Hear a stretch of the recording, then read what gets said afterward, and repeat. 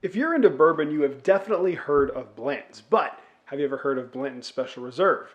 Let's get into it.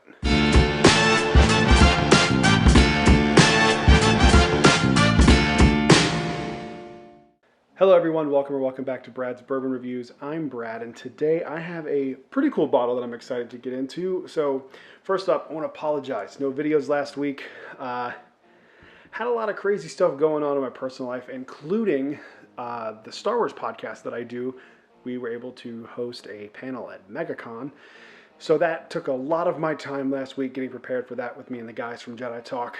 Then just other personal stuff going on. So back on schedule, Monday, Wednesday, Friday. Make sure you subscribe because I will not miss weeks again. I just didn't have anything ready to go. So today's bottle is from what I understand, the Canadian exclusive Blanton Special Reserve, coming in at 80 proof, which is lower than the original Blantons straight from the barrel.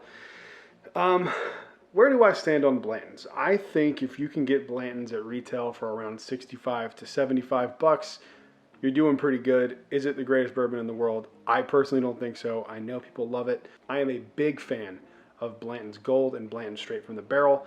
If you don't like regular Blantons, give Gold a try. And if you don't like Gold, give straight from the barrel a try.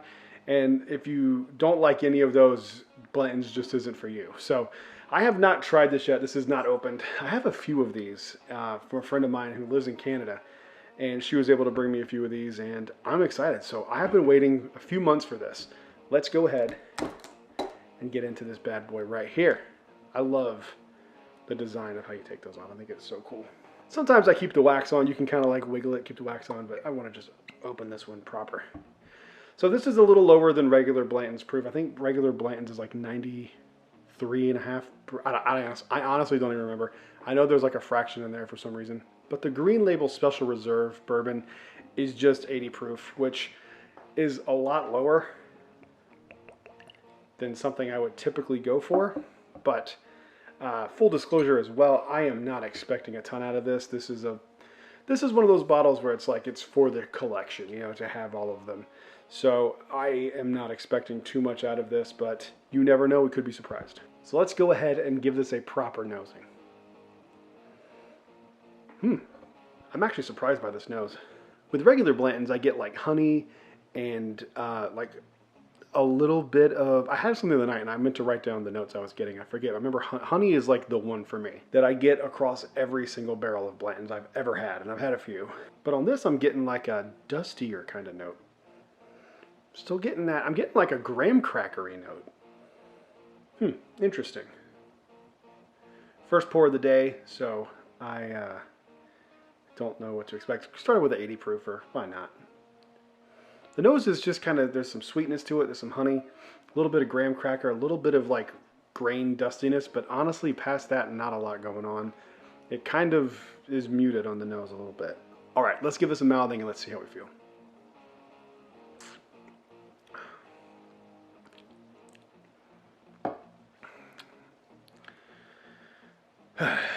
I'm not going to say it's terrible, because it's not terrible, but I honestly feel like I'm drinking water right now.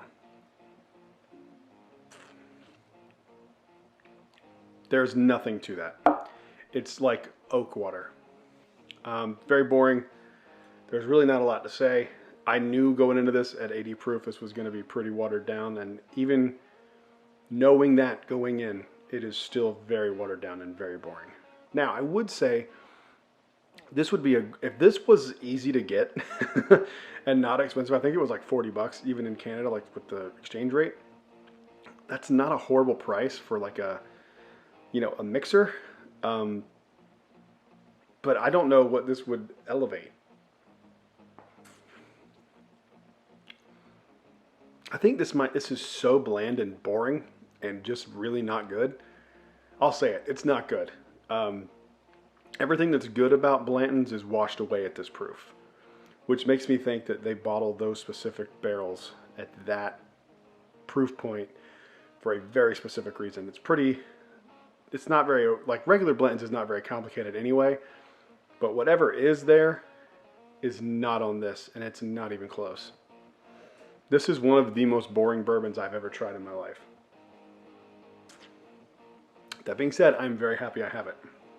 I'm not even going to finish that. It's not worth it. Well, that's the review, guys.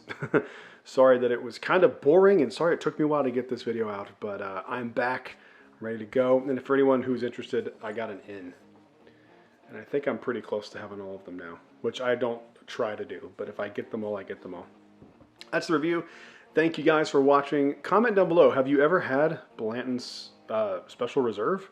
Did you know it was a thing? Comment down below while you're down there, like and subscribe, and I will see you guys on the next one. Until then, cheers.